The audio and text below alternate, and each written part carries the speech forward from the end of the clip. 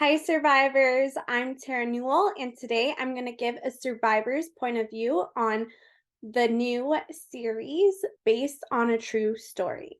So here we go. I got my notes, lots of them. So, spoiler alert for anyone that hasn't seen the show yet. I'm going to give a lot of details about the show and even give a narrative of my view about the story and everything and a synopsis of it. So, it starts out with a couple. The woman who is the wife is pregnant and she is obsessed with true crime. She is one of the people that we call like the true crime armed detectives, the at home detectives. And she's one of the people that is living for true crime, is a super true crime fan, and is just, living for it. So she and her husband are struggling financially, and she gets the bright idea to do a podcast. But here's the thing. She gets this idea because their plumber that they hired and the husband traded lessons because he's a tennis coach with the plumber. The plumber, is the serial unaliver. And they find this out because the husband gets close to him because he trades him lessons and then he develops a friendship with him. So they get super close. They find out that this guy is a serial unaliver. And the wife thinks it's great to team up with the serial unaliver and do a podcast and kind of blackmail him into it. So the husband blackmails him into it, but the serial unaliver, Matt, he gets wind of it and he thinks, okay, this is the wife's idea. So he then goes to the wife, who is played by Kaley Couco, and she, is like, okay, yeah, she confronts him back and is like, okay, yes, this is my idea. Or, she really is confronted by him and then she defends herself and is like, okay, yes, this happened. And then they all get together and they start a podcast. And always working with a perpetrator, there is always a lot of conflict because they are usually this typical narcissist, sociopath, or psychopath in a sense. And so they're really difficult to work with. And so they go back and forth on ideas. And then finally, they release the first episode because they find out that this other podcast, who is super huge, is going to be doing a series on the West Side Ripper, which is the guy who is unaliving all these people who the couple finds out is, doing all the stuff. And so he makes a podcast with them because they framed him into it. So all this goes on, and then they release their first episode, and surprise, surprise, it gets barely any listens. So the wife gets the bright idea because she's super into true crime to go to Crime Con, which is an actual festival for people who are into crime, into true crime, into that genre. I even have been at CrimeCon for 2019 in New Orleans. I spoke there with my mom and Laura Richards. So it's an actual event that happens. And in the show, there is actual footage of the actual CrimeCon that happened in Vegas. And it's unfortunate because a lot of those people that they use the actual clips from didn't even know that it was going to come out. And so a lot of them are being re-traumatized by this. You guys can check out Carrie Rawson's tweets talking about this. It's really disappointing. And I want to support her in this. So please go and support her in this journey because it's really unfortunate to find that out and get re-traumatized by that when you're not expecting that. So they show a few real clips at CrimeCon, and then they go to clips that are actual, filmed for the show. They have background, everything. They have like a fake CrimeCon set up, but it's supposed to be the real CrimeCon. And they have this panel that they go to with the people who are like their competition, and these ladies are interviewing the survivors of the West Side Ripper. And there's the mother of one of the victims on the stage as well. And so they are talking about this. This caused a little bit of conflict with them.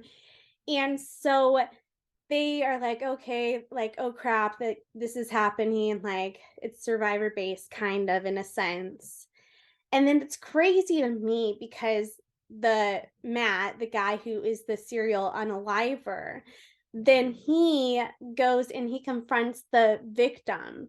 And because he knows what went on, that girl actually claimed to be a survivor when she was really not, which is super disappointing. However, it's really interesting because then he throws her off of the building and unalives her. And so she is the victim now.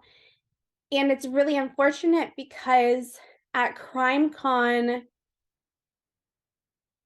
it's supposed to be victim focused and survivor focused, but unfortunately, it brings up a good fact for security. Like, if this can happen on a TV show, why can't it happen in real life?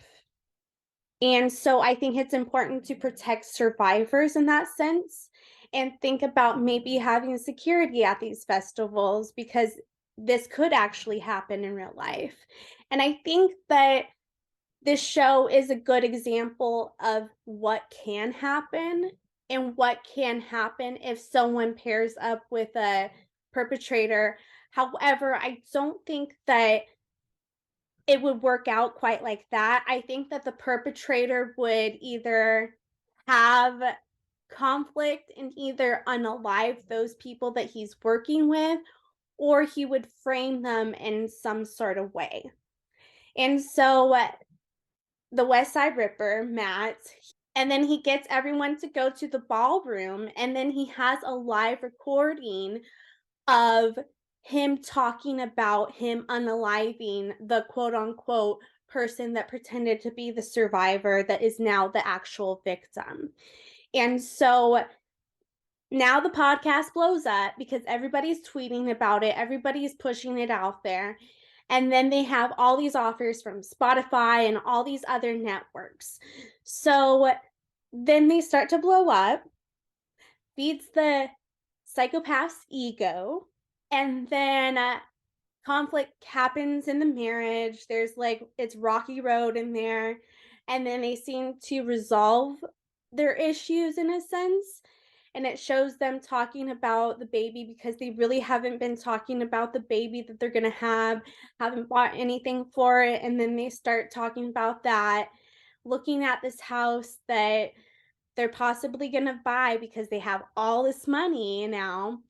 And then the guy drops off a body at the house, and they open the door and they find the body in the closet of one of their friends that was also blackmailing them because they found out about the whole podcast scenario of them teaming up with a serial unaliver. And so now they have to clean up the body since they haven't really had anything to do with the serial unaliving, but now they are a part of it. And it shows how people can be horrible for supporting this type of thing and how the people can be as bad as the person that is actually taking these lives. So it's really interesting. And I think that if you have empathy, I hope that you kind of see that the show